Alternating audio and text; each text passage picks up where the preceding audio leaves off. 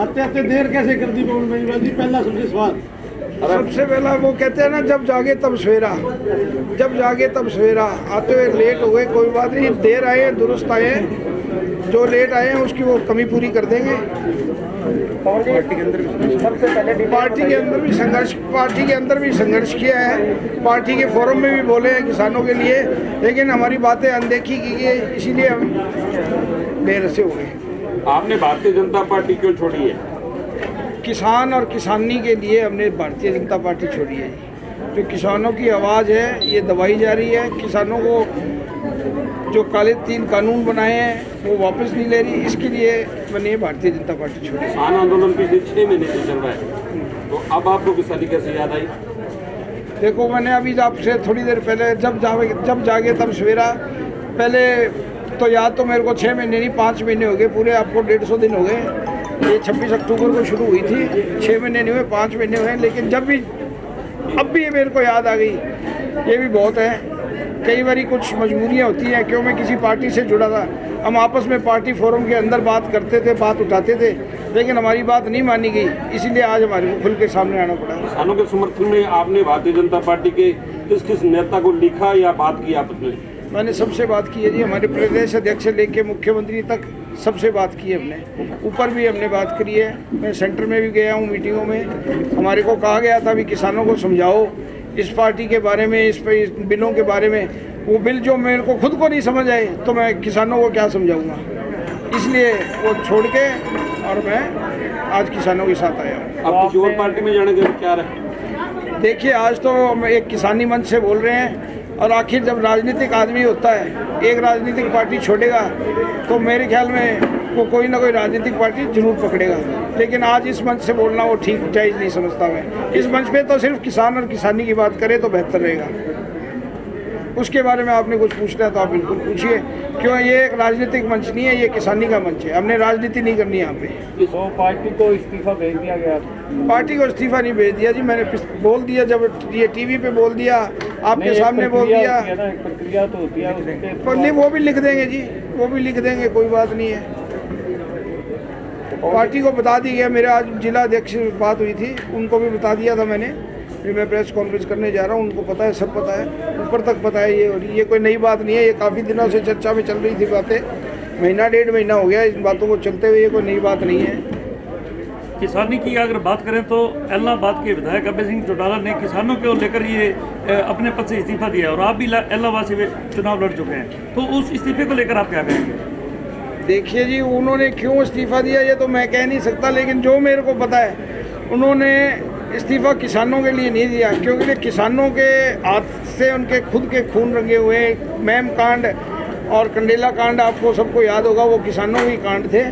उन्होंने अपनी राजनीतिक रोटियां सेकने के लिए इस्तीफा दिया था, ताकि मैं हरियाणा में कुछ सहानुभूति बटोर सकूं। मेरे को तो यही लगता है, बाकी आप उनसे पूछिए, वो बताएंगे, वो बेहतर रहेगा।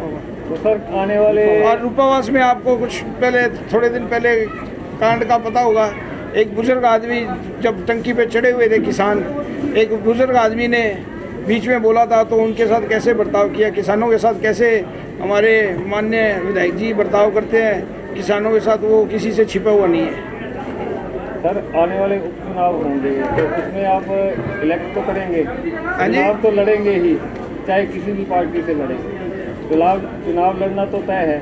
देखिए, ये तो वक्त बताएगा जी, चुनाव लड़ेंगे या नहीं लड़ेंगे, लेकिन जब 3 पीढ़ी हो गई हमारी राजनीति में, मैं कोई आज राजनीति में नहीं आया, सन 1977 से मेरे ताऊ जी जो है चौधरी देवीलाल के सपोर्ट से पहली बार इंडिपेंडेंट एमएलए बने थे, और सबसे पहले उन्होंने चौधरी देवीलाल को सपोर्ट की थी, इंडिपेंडेंट एमएलए बने थे। उसके बाद में मेरी ताई जी भी रही हैं एमएलए, राज्यसभा की मेंबर भी रही है, और मैं खुद 2 चुनाव लड़ चुका हूँ, तो ये राजनीति कोई हमारे लिए नई बात नहीं है। और अवश्य अगर जो मैं सोच रहा हूँ या जो होगा, तो अवश्य अगला चुनाव जरूर लड़ेंगे इलाहाबाद से। पवन जी, आप मुख्यमंत्री से मिले हैं इन कानूनों को लेकर के, तो क्या उनका रुख था? उन्होंने सुनवाई नहीं की, आप समझाने में नाकामयाब रहे? देखिए जी, मुख्यमंत्री खुद एक भले बहुत अच्छे आदमी है, मैं तो यही कहूँगा, और उनसे बात भी की, लेकिन अब क्यों नहीं हुआ, क्या नहीं हुआ, वो तो वही जवाब दे सकते हैं। तो हमने तो बातें उठाई थी। 1.5-2 महीने से आपका ये प्रकरण चल रहा है, तो आपकी पार्टी के जिला अध्यक्ष, प्रदेश अध्यक्ष और सीएम साहब किसी ने कॉन्टैक्ट किया है आपसे भी, क्यों नाराज है, क्यों पार्टी छोड़ रहे हैं? देखिए जी, मेरा प्रकरण ही वैसे तो 1.5 महीने से यहाँ ही चल रहा है। मेरे को अब ये अंदरूनी बातें हैं, सारी बातें बताई नहीं जाती। अब मैं क्या बताऊँ, अवश्य ये तो नेचुरल सी बात है। जब कोई आपस में एक परिवार में रूठता है तो उसको मनाने की कोशिश तो होती है। आपका हल्का एंगलाबाद है, तो अब किसान आंदोलन में एंगलाबाद में खासतौर पे आपका क्या रोल रहेगा भविष्य में? क्या आप टीकरी या सिंगू बॉर्डर पहुंचेंगे? बिल्कुल जी, जहाँ पे किसान मोर्चा, संयुक्त किसान मोर्चा या ये मेरे यहाँ के जो किसान साथी जहाँ भी मेरे को लेके जाएंगे और जहाँ भी ये कहेंगे मैं वहाँ हर जगह पहुँचूँगा। संघर्ष करेंगे, पूरे जोर से संघर्ष करेंगे। अगर ऐलनाबाद चुनाव में अगर आप चुनावी दंगल में नहीं उतरे और कोई ऐसा उम्मीदवार हो जिसको किसान मंच समर्थन देगा, क्या आप उस उम्मीदवार के साथ जुड़ोगे? बिल्कुल, ये वक्त बताएगा जी। अगर मैं खुद नहीं लड़ूंगा और किसान का अगर कोई किसान मोर्चे से लड़ेंगे तो ये तो नेचुरल सी बात है।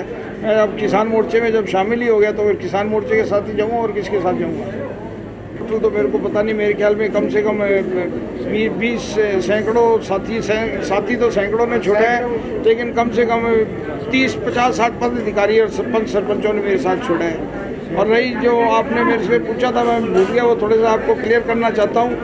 मैं किसी पार्टी के साथ अगर जाऊँगा तो जो किसान की बात करेगा उस पार्टी के साथ जाऊँगा, वरना किसी पार्टी के साथ नहीं जाऊँगा। जो किसान की बात नहीं करेगा उसके साथ नहीं जाऊँगा।